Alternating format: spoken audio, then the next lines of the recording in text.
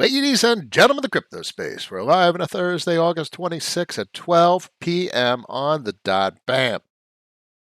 You know, I think of the stream topics about 2 seconds before the stream, and all the time, always, it's an expression of the sentiment I have for the day or something that's on my mind. And clearly, I really express what's on my mind always in continuous stream on Twitter. But this is like the stream is like the overall tone that really starts the way I'm feeling about the day. It's such a rigged system. It's just so disappointing. It's not a level playing field. Look, for instance, myself, I look at macroeconomic data and information. I follow the greatest macro minds, the contrarian ideologists, contrarian thinkers, and nobody knows the way the system will react.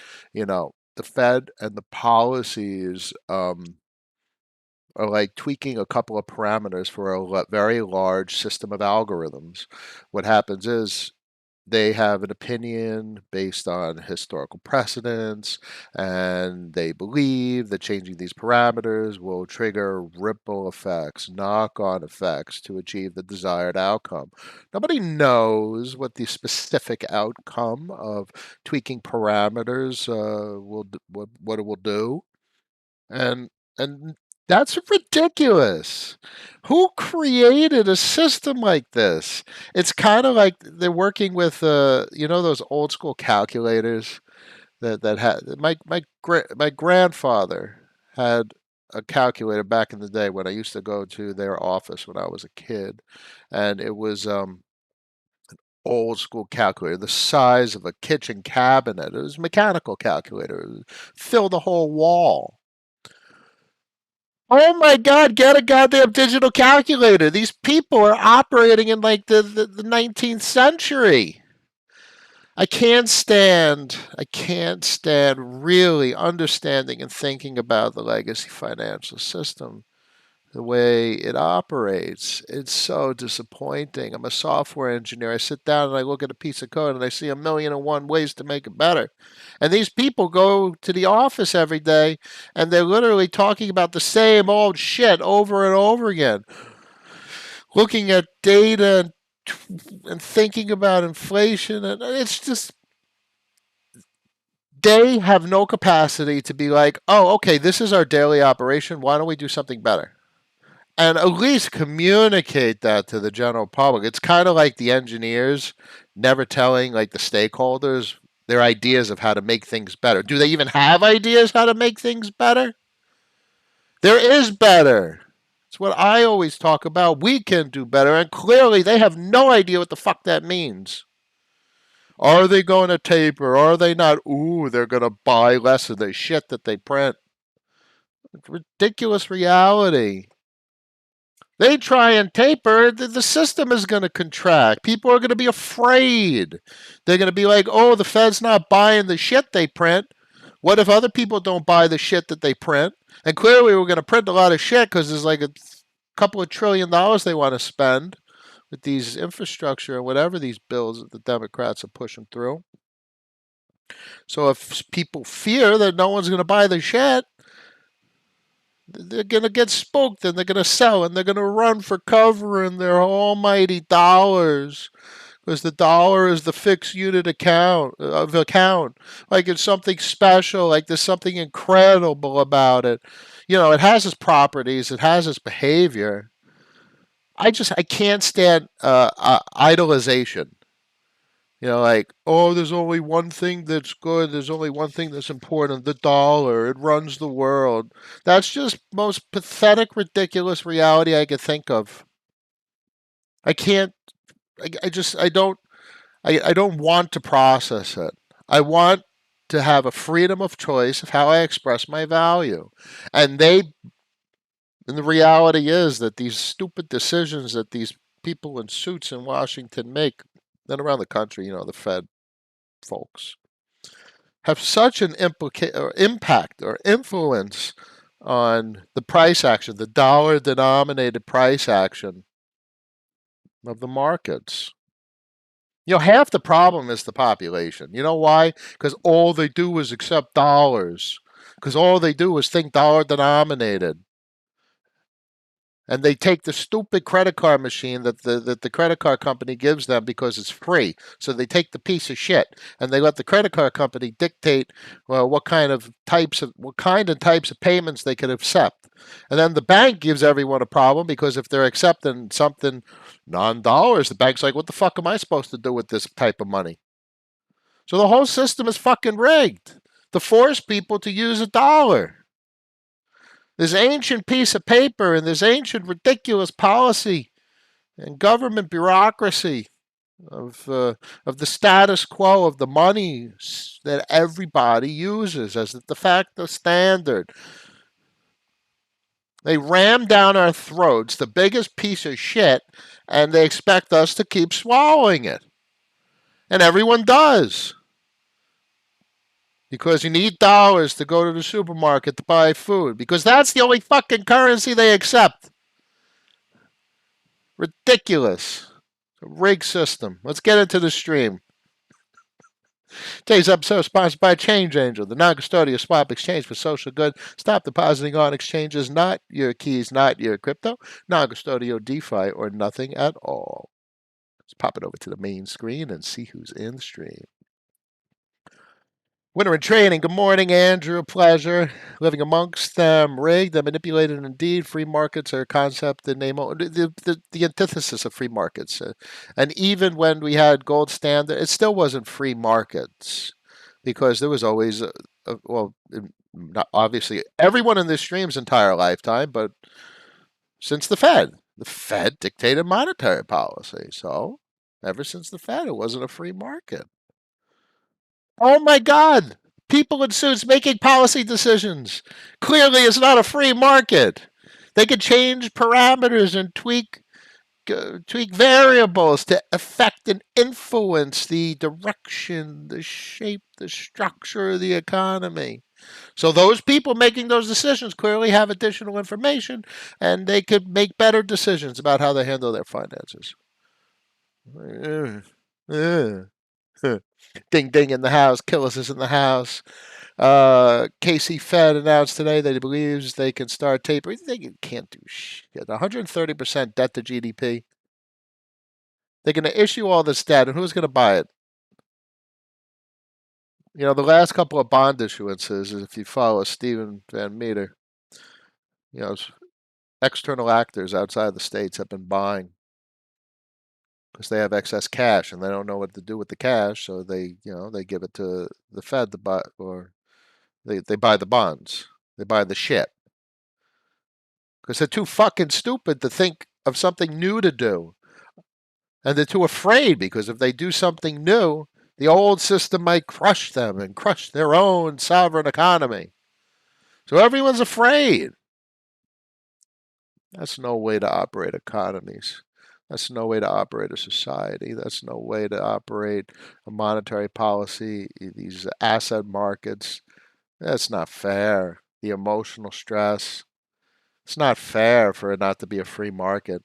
These policymakers can make these decisions and crush markets. That's not fair.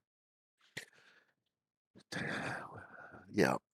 Fed is antiquated mess and totally out of touch. Well, they are very much in touch with what they understand. They understand they're trying to keep the system doing what it's doing. That's their intent and goal. And in some regards, I feel bad because people hate them. Yeah, hate them. And they're just trying to do their job, which is to keep the system from collapsing. You know, that's a fine line because, you know, everyone obviously operating in the crypto space wants new, sees innovation, wants something better. And all these boys at the Fed are doing is literally barely trying to keep the system going, where imports keep happening and food is on the shelves and people are able to have some sort of normalcy. How do you transition to a new system without devastating the old system? If you even hint that you're transitioning to a new system, the old system, there'll be an exodus. So what does it even mean? So um,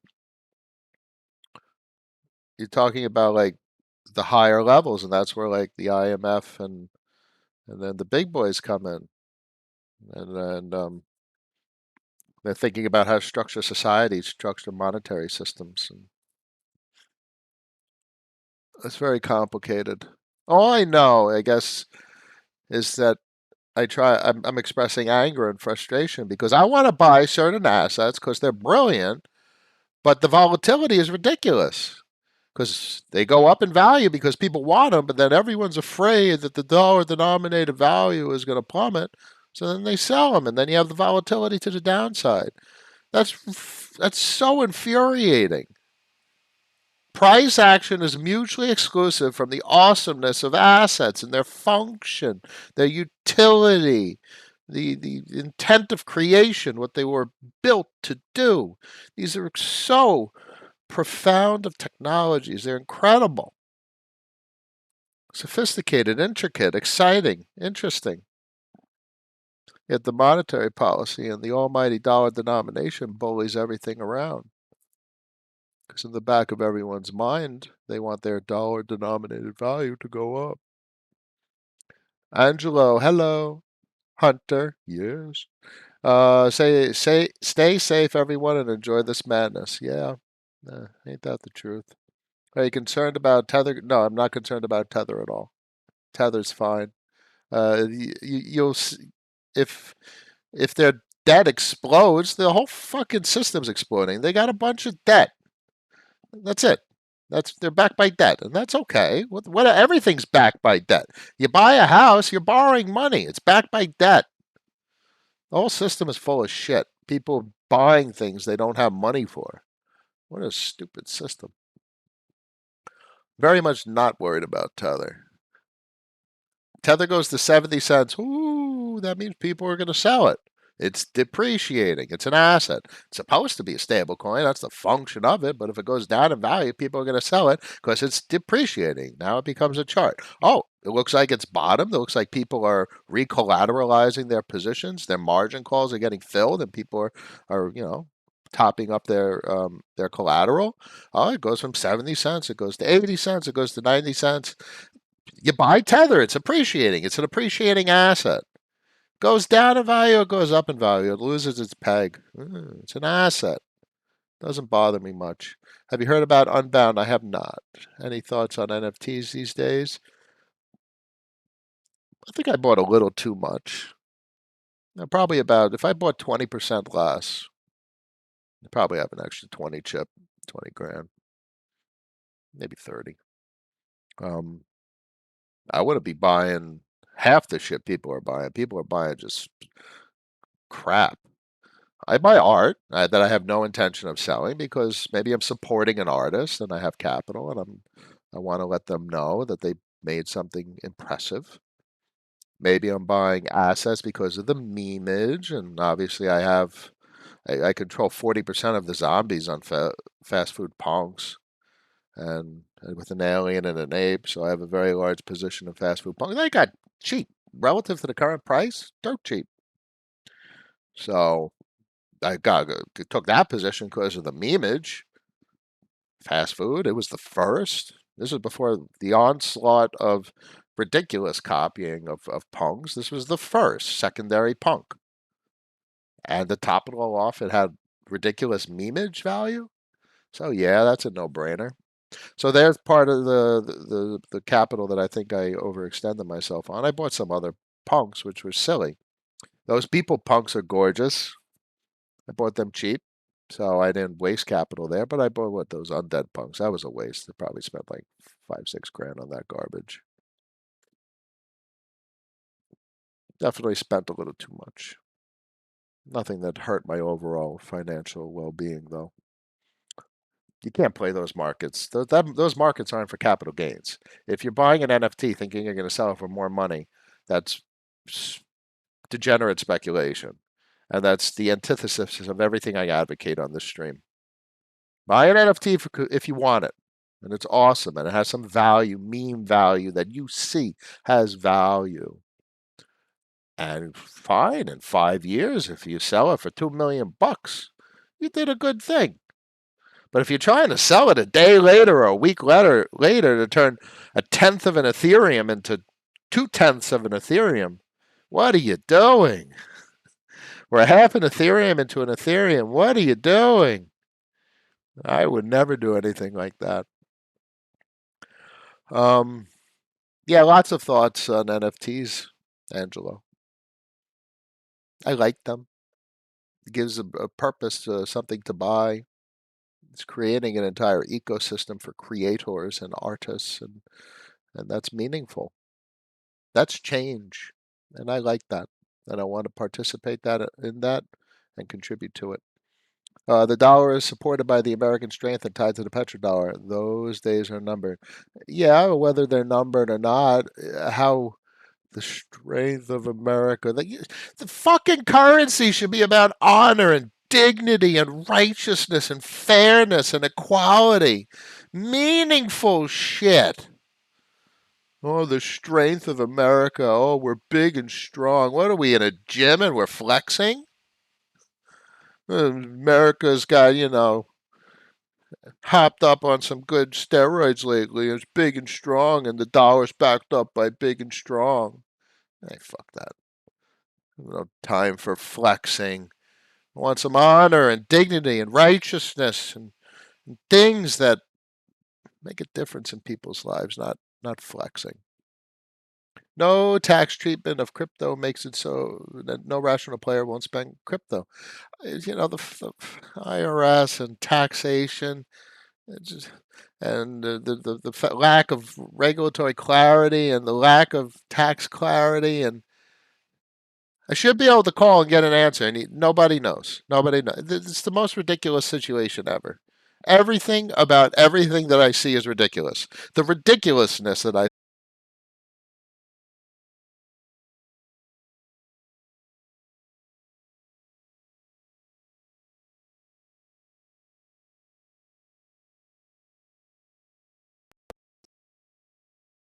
thought my mic wasn't working. Um, like, hey, Fed, status. What the fuck you doing, boys? How long's it gonna take? Where are you in your sprint? How many stories you got left? What's your velocity? So out of touch. It's disturbing, Killis. The captain's in the house, fishing for knowledge. I like that. I see what you did there. Mix. Yes. Chris in the house.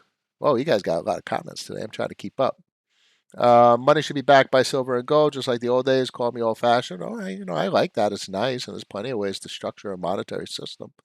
Um, yeah, not going to say much. That sounds about right. Or just buy silver and gold, God's money. Yeah, but they've papered the crap out of it, and there's leverage and derivatives, and it's a completely manipulated, perverted market. I'll buy it because it's nice, it's beautiful, it's nice to have. I have gold bracelets and rings, so it's watches and whatnot, but it's manipulated and dangerous. I don't trust paper markets. I don't trust these financial actors and these bullion banks. I don't trust it at all. We need decentralized food production. What we need is systems that are that are immutable. We have systems that operate on a fixed set of rules. Therefore, everyone is on a level playing field. If you know the rules, you could make better decisions. I can't stand these systems because the rules are constantly changing. How do you interact with a system where the rules change? It's like developing it against an SDK, and the SDK is constantly being modified, and you got regression defects all over the place. What kind of ridiculous reality is this? I swear to God, that's probably a great analogy. That's a great analogy. Operating the financial system is like developing an application where the SDK is changing every frickin' 5 minutes. So you always got regression defects. Heisenberg in the house. Kill us. After what I've seen, it's hard to trust politicians. Meanwhile, in anything, in my opinion, always some motive that is usually money related and not to the benefit of the constituents. It's complicated. Now you're talking about humanity and semantics and motives. It's fucking complicated. F Dub. It's got Julian from the Curve Crew interested in it. It's using AMM liquidity as collateral. Sure, I'll check back in 6 months. I'm never early and never late. That's the way I think about things like that. I don't touch anything that's new. Angelo, yes, I feel you too, my man. GPC Don. Hey Noah, can you fast forward to 4 years from now when folks can unlock VE curve? Yeah, I think you asked me about that the other day. So they can unlock it, but in 4 years from now, when transaction volume is, $20 billion a day, and why would people want to liquidate their curve position? Because it offers governance rights to a forex market that produces transaction fees uh, to an exorbitant degree. Like literally, curve could become extremely valuable, not as the value of its price point, but in the revenue share rights it offers. Ah, there's a point in time where curve emissions are complete. It's a disinflationary protocol with a fixed supply. 4 years' time, I'm going to be quite interested in where all the curve ends up. Who owns the governance rights? Who owns the revenue share rights? Powerful stuff. Um, Very different than other assets um, like an inflationary protocol like Hex. In 4 years' time, when 100 million or a billion or $5 billion worth of their CDs unlock, why would people relock them for more? Sure, that's the whole point of the protocol. It's a very simple incentivized supply disruption protocol. Profit taking makes sense. Why would you invest in 4 years' time? You're not going to take profits, so people are going to sell. Um, and the reason to not sell is because you're going to get 40% returns on your capital by locking it. Um, you know, the reason the transaction fees are nice with Curve is because while you have your capital locked, like with Hex, you're actually getting a revenue stream. You're actually making money. Aside from the incentivized supply disruption, you're getting a constant revenue stream. So that's absent with such a protocol. So as you can see here, me talking about Hex, I peer through the madness, and there's so much, not FUD. It's just it's euphoria. It's financial desperation. It's complete financial ignorance. People are like, "Oh my God, this is everything. It changes everything." It doesn't change shit. There's a lot of protocols. There's incredible technology. Hex folks will say everything's getting hacked. No, that's ridiculous. That's defensive and it's shallow. There's quite a reasonable. It's quite reasonable to say there's merit to the monetary policy experimentation that they're doing. It's a very simple protocol. It's a trivial protocol. It's literally 40% inflation. You lock and you get more over time. So there's incentivized supply disruption. It's basic.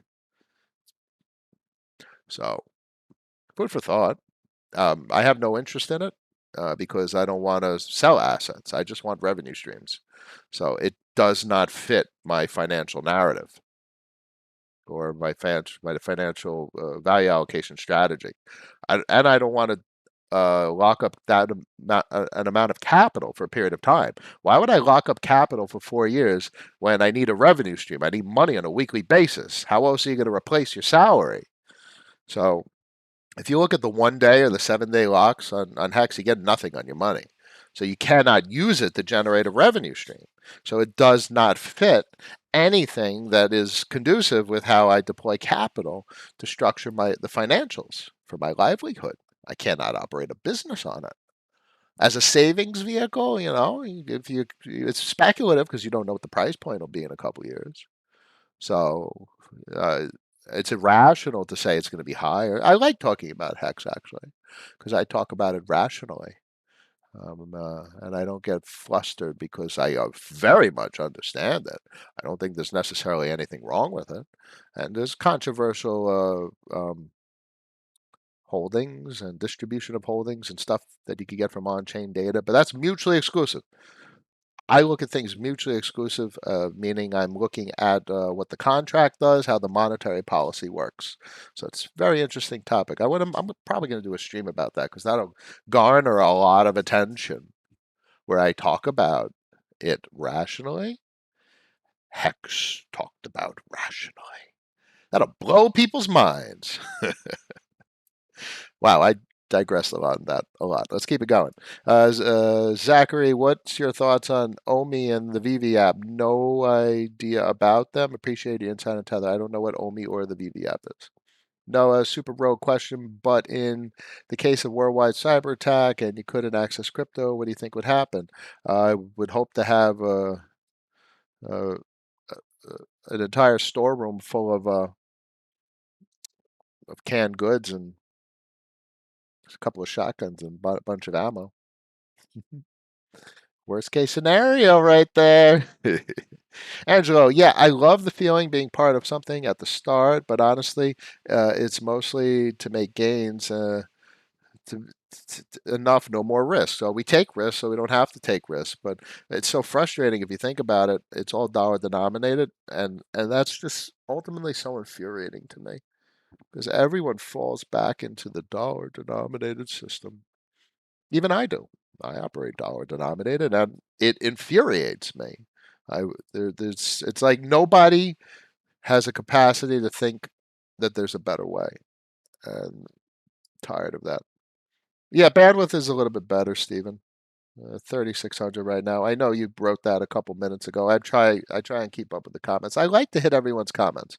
I treat the stream really as a Q&A. You guys get me thinking, and hopefully I get you thinking too.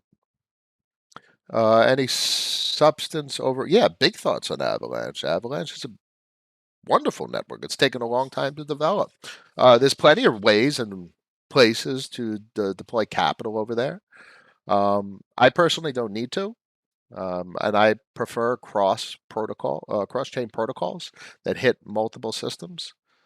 So my eye's been on Spell. I'm looking for the hold above this green line, which would be a breakout, retest, and I want to see the higher high, so we get to like 6,000, and that'd be nice to see. And I'd probably throw some more capital over there. Um, that's my sentiment going on there. There's a constant buy pressure where interest paid on debt is being used to buy Spell from the open market. So I like the monetary policy. I like the way MIM works. I like the way they're incentivizing curve allocations to the curve gauge with the bribe system that Andre created. So I like what I see. But what do I know? I know it's a ridiculously volatile asset, dollar denominated, so I'm keeping an eye on it. In this instance, it's Ethereum denominated. Cross chain, cross protocol. I'm talking with Taiki and Messi this weekend on Sunday, and I want to get a sense of their sentiment and what they're playing. Clearly, like SHIB related assets. Messi likes his assets that asymmetrically appreciate ridiculously. It's awesome. I love that. I've done that myself over the years. I'm not too interested in that, and it'd be nice to see the technicals. And you guys know I'll have a variety of commentary on the technicals when we talk about such assets, and that's fine. But I want to get a sense of the protocols and what they're doing, and not just like boring AMMs, or not, throwing around 1,000% on beefy finance. It doesn't catch my fancy. I want transaction fees, like, and I know, and I haven't kept the record. Like Messi's talked about um, the bridges, the bridges where capital flows from Binance Smart Chain to Polygon, to Avalanche, to Phantom. Though that's meaningful, like Hop Protocol, where I could deploy capital and receive transaction fees from capital flowing cross chain. Those are the types of positions that catch my fancy. Now, if I get deploy stable coins and I'm capitalizing on those transaction fees of cross chain capital flow, ooh, now we're talking, baby. So that's how I deploy my capital. That's the deal. Stephen, hey, Noah, have you any interest in crypto certificate of deposit that based on smart contract pays 1% per day? Well, it doesn't work like that. That means it's inflationary. So that means it's debasing. And if it's debasing, the only way you maintain price appreciation is if adoption outpaces inflation, which means there's more buyers than sellers. So I have literally zero interest in a protocol like that. 11 likes, we can do better. 31 people in the stream, 16 likes, we can do better. Steven, I saw it as buying an income stream. Yeah, but you got to check where the yield comes from. I highly doubt the yield is coming from transaction fees at 1% per day. Alchemix, big deal. Leverage, debt, self-paying debt, creative. Not something I deploy to, but something that is conceptually fascinating from a protocol standpoint. Curve is insane. Thanks for sharing it when it wasn't even a token. Oh my God, we talked about Curve before the DAO launch. I deployed liquidity to Curve before the DAO launch. They gave me a bunch of Curve because of it. We've been talking about Curve since since before it was a token. Oh yeah. Wave, a pleasure. Steve, which ones do you like as income tokens? Well, currently my primary position is CVX CRV.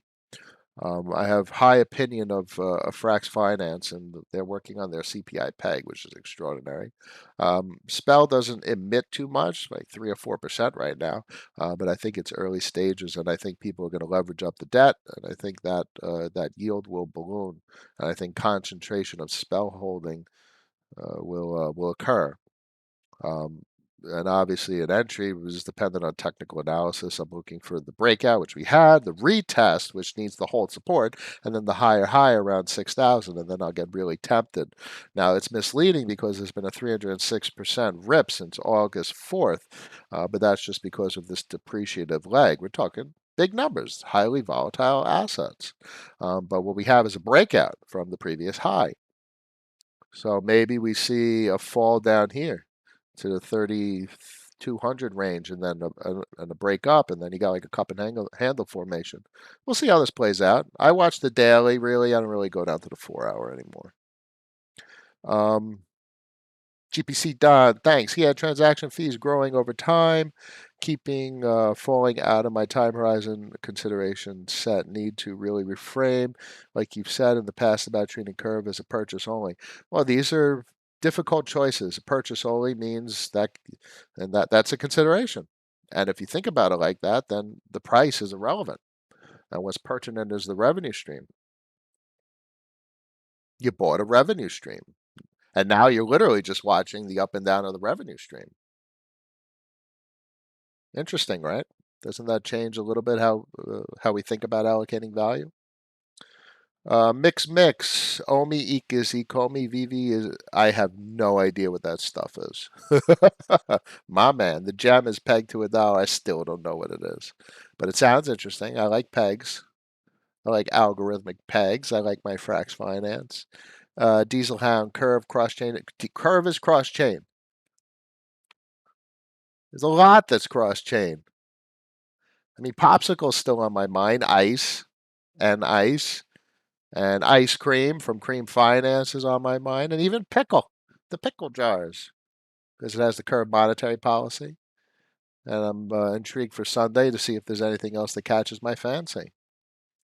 Spell is interesting. I've looked into it. Yeah, the interest payments are used to constantly buy from circulating supply. There's a constant buy pressure, which means it's a constant likelihood that there's going to be more buyers than sellers. Curve will pull fees from cross chain. Now, that's obviously speculative at this point, but that's called the admin fee. And I'm sure that's a desire. Why would that not be a desire? Hey, look, Spell popped up a tick above the green line. That's nice to see. So, speculatively, yes, Diesel Hound, and that's why even just Ethereum. Ethereum is the root of all the DeFi activity. It doesn't matter how big the chains get, how big Polygon, Avalanche, Binance Smart Chain, whatever chain you want to talk about when Cardano comes online. It doesn't matter how big they get. It's all about network effect and momentum, and Curve has everything it needs to retain its current trajectory and position as the base DeFi protocol. The yield sustainability most come from taxes on compounding, buying, selling, and the dev is constantly networking for partnerships, compounding, buying, and selling. It's vague. I'm sorry. I would need more information to be interested. Angelo, what's that spell token? Spell, abracadabra. Yeah, that's going to throw you off. And MIM is their stable coin, which is called Magic Internet Money. You know what? Memes aside, humor aside, that's such an awesome name for a stable coin. It's freaking called Magic Internet Money. It really is. It's, this is a debt-based system, and it has its jovial tone, joking tones, and juvenile imagery. But when you look past the madness, which is what I talk about, there's substance here. X Sushi's been on my eye. You want a cross-chain protocol, it certainly is Sushi, and X Sushi gets transaction fees from the entire protocol. How about that? Um, for Spell, how would you look to deploy capital? I mentioned it. I would wait for the technicals to indicate that there's a more likely than less likely chance of it continuing to appreciate. I don't want to buy a top. And this isn't a top. This is a breakout of a previous high. So this is a relatively new asset that came out in June. So this is the time to look at it and to consider. It's not. I don't think it's going to be the most lucrative asset from a revenue stream standpoint, unless debt significantly increases, which is a little bit concerning because um, it still needs to be tested how the liquidation process works and what happens if the system comes significantly over leveraged and how the peg holds up. So this is not something I would allocate a significant amount of value to. But I'm much more interested in transaction fees, and I'm much more interested in transaction fees where I can deploy stable coins cross chain. So AMMs, where you're deploying stable coins and facilitate forex transactions, it's a little different than cross chain AMMs, like USDC to AM USDC on Matic. Um, that's slightly different. That's not just that's the same asset, just on different chains. So you're capitalizing on a transaction fee so someone could get their capital uh, crossed over to the different chain. So that's quite interesting to me, and I'm been thinking about that a lot more. And I think the protocols are getting more traction. Hop protocol and others, and there's an NRV, and this is what Messi mentioned. Got to look into that. For Spell, how would you look at that? I handle that, Andrew. John, deposit stablecoin on Yearn, deposit Y token, Abracadabra, borrow MIM, deposit on. Yeah, well, that's it. Did you notice that too? And you can also leverage it up to 10x, which is pretty cool. So you deposit stable coins. You're borrowing MIM, which is a stable coin. You convert half the MIM to, was it a three curve position, and it's a MIM three curve stable coin position on Curve that has um, incentives that are being bribed. uh, so I literally get like 5, 6, 7, 800,000 mim a week because the bribe's still up and they're keeping that going. So they're bribing the incentives for mim, which is the curve pool that you're talking about, and it's all stables. Deposit stables, borrow stables, leverage borrow stables, convert the borrowed mim into the three curve position, and get interest and yield and revenue on stables. So now you're talking. That's interesting. I don't have that deployed, but that's interesting. The cost to compound curve on convex is so expensive for a small fish. Yes, that is a cost consideration.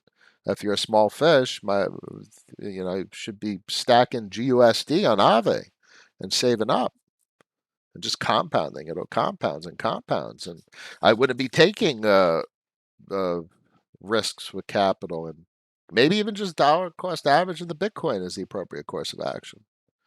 And that's a very decent ideology. Portfolio size does make a difference. The wealthy are able to generate more wealth more easily. The system is unfair, and that does not make me happy to say that. I'm very much a humanitarian, and I extend a great amount of empathy. You guys know that at this point.